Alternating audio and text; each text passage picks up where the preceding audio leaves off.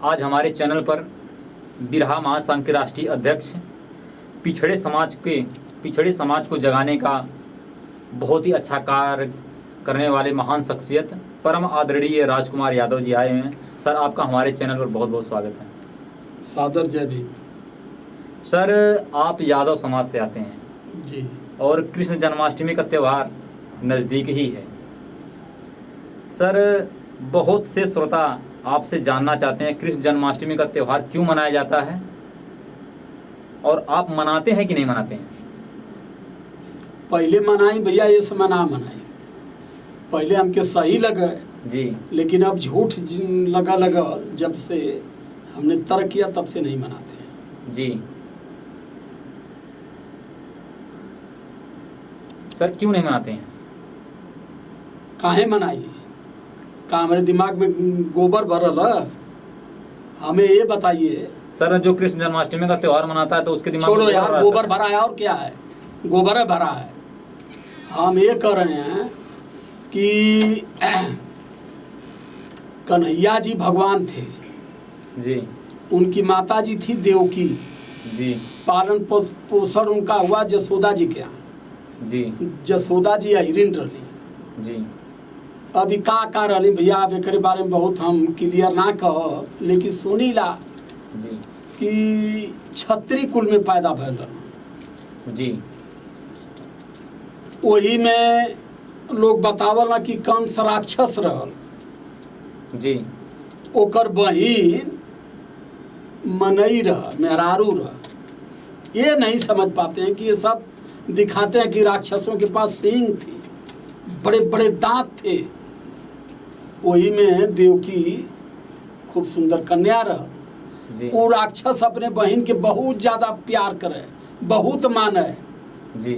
ससुराल जाए के रहल तो कहलक कि हम अपने बहन के हम ले चलब अपने रथ से पहुँचाई जी। तो रथ पर लेके खूब अपन सतुआ ढूंढी के साथ ठोकवा लेके चलल देवकी के पहुँचावे बदे। कंस जी, त आकाशवाणी भई, जैसे बेलवा में फोन आवाला वो बेला में आकाशवाणी होखे जी, मने आकाशवाणी भइल कि जौने बहिन के इतना दुलार करत हुआ कंस भाई, जी, यही के द्वारा 8वां बेटा पैदा हुई तो मारल जइबा। जी, बस तुरंत तलवार खींच लेला, जी, कहल लेवा के मुआदे नहीं रही, न लड़का पैदा हुई न हमके मारी। जी। ठीक है, ये कहानी है रामायण की।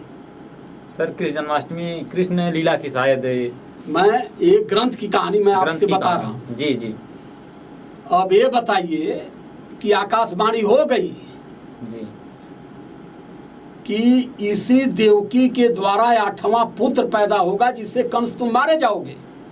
जी, लेकिन एक बार आकाशवाणी नहीं हुई कि इसी देश में एक भीम नाम का बेटा पैदा होगा जो यहाँ से मनवाद को खात्मा करेगा और इस देश में जमहूरियत, लोकतंत्र और डेमोक्रेसी लाएगा। यहाँ समानता का भाव पूरे भारत में पैदा हो जाएगा।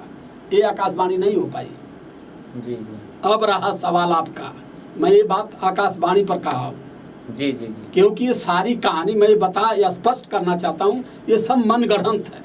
अभी हम ऋग्वेद में जाते हैं, ऋग्वेद हमने पढ़ा था, ऋग्वेद की बहुत सारी कापियाँ लोगों ने हमारे यहाँ भेजा जी, जी, कि जो ओरिजिनल कृष्ण थे, काले कृष्ण, उनकी हत्या इंद्र नाम का ब्राह्मण जमुना तट पर गोवर्धन के पास कर दिया जी, उल्टा लटकाया, क्योंकि कृष्ण और इंद्र की पटती नहीं थी। जी, क्योंकि कृष्ण पिछड़े समाज के थे और इंद्र ब्राह्मण थे। जी, स्पष्ट कर रहा हूँ, जी, जी, अब एलानिया बोल रहा हूँ, मैं इसका स्पष्टीकरण दूंगा जो बोलेगा। जी, मेरा बाप नहीं लिखा है, ऋग्वेद की कहानी है ये। जी, और उन्होंने पकड़वा करके पहाड़ियों से कृष्ण को लाया और उल्टा लटकवा के नीचे से आग लगा के जलाया कृष्ण को और उसकी चमड़ी को उधेरा। बड़ी दुर्दशा से कृष्ण की इन्होंने हत्या किया। उसको ये सब कहते हैं कि वध किया। सर, आप सारे वेदों को कहीं न कहीं, सर पहले मेरा प्रश्न सुनिए। मैं आपके बहुत से डिबेट में देखा हूँ, आप जितने वेद बोलते हैं कि ये सब गुबराए हुए लोगों का दिमाग है। तो आप ऋग्वेद की भी बात करने लगे आप तो। हाँ, ऋग्वेद में लिखा हुआ जो चीज़ है, जो लिखा हुआ चीज़ मैं वो बता रहा हूँ आपको। ऋग्वेद में कहीं ना कहीं बहुत सारी बातें सही लिखी हुई, इसीलिए ऋग्वेद को समाज में प्रदर्शित नहीं किया जाता है।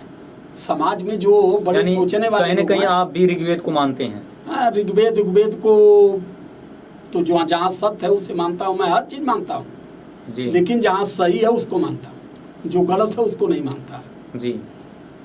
लेकिन जब इस देश में, पहली बात तो मैं ये नहीं मानता हूँ अहिर यादव कैसे बना, नुनिया चौहान कैसे बना, भर राजभर कैसे बना, पासी पासवान कैसे बना। अब इस सारे लोगों से पूछा जाए तो किसी के पास कोई एविडेंस नहीं है और ना ही कोई जवाब है। बहरहाल अब इस हिसाब से मैं चलता हूँ कि मैं यादव हूँ जी। तो मैं कृष्ण जन्माष्टमी मनाता हूँ कि नहीं, सवाल आपका यहाँ था। जी जी। मैं नहीं मनाता हूँ। और क्यों नहीं मनाता हूँ कि ये टोटल झूठी कहानी है। ओरिजिनल कृष्ण को जो हमारे समुदाय के थे उनको मार दिया गया, नागवंशी परिवार से थे जी। और जब यादवों का ब्राह्मणीकरण हुआ जी। तो इन्होंने फर्जी कृष्ण तैयार किया। कैसे किया? जेल में पैदा हुए जी। भगवान थे, साक्षात उन्होंने स्पष्ट कर दिया कि सीधे परमात्मा थे जी। और पूरी बारिश हो रही थी, बिजली चमक रही थी, जेल में बंद थे। जब भगवान पैदा हुए तो उनकी बेड़ियां टूट गई, पहरेदार सो गए, जेल का फाटक खुल गया और लेकर के वासुदेव उस भगवान को कहाँ चले? गोकुला। जी। जब जमुना के तीर पे आए तो पूरी जमुना एकदम लहलहा रही थी, बाढ़ आई थी, लेकिन जैसे हिले जमुना सूख गई। जी। उस पार ले गए। तो मैं ये कह रहा हूँ कन्हैया जी पैदा हुए जेल में, जी। भगवान थे, जी। पहरेदार सो गए, बेड़ियां टूट गई, तो भगवान को डर किससे थी? भगवान को डर किससे थी? भगवान को मारने वाला कौन यहाँ है? जो स्वयं परमपिता है, जो स्वयं सृष्टि का रचयिता है, जे खुद सबके मुआवज जिया था, वो के मारा वाला के है? कहाँ गए? गोकुल में नंद जी, नंद यादव रहा, उनके कहना नंद गोपाल, नंद यादव के घरे ले गई ना कि वही जे जइया तई बच जइया, सुरक्षित रहिए। तो वहाँ रहना तो वहाँ मनो सुरक्षित हो गई ना, अपन लड़की देना, लड़की के उमरला पिटला मुआवला जियावला जवन भी कैले। तो यहाँ कहानी 100% हमें झूठ लगती है। हम कह रहे हैं यादवों के आदर्श ललई यादव भी हैं, कृष्ण का इस पूरे देश का ब्राह्मण जन्म उत्सव मनाता है, जन्माष्टमी मनाता है जी। ललई यादव का क्यों नहीं मनाता है? ललई यादव का अपराधी रहना है? ललई यादव क्या कत्ल करते थे, घूम घूम बलात्कार करते थे? वो भी तो महापुरुष थे। जी। कृष्ण के लिए जितनी भी कहानी गढ़ी गई है टोटल कल्पना के आधार पर।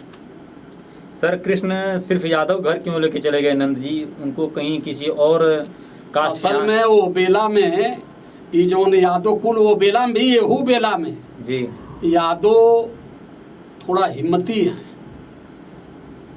इसीलिए श्री हरि बराबर अपने बगल में रखते हैं इनको। इन्हीं के कटतो हम, इन्हीं के अधिकार वंचित भी करत हम, इन्हीं के कहत हमारे भैया तुहने लोगन के बल पर तो यहाँ धर्म जिंदा।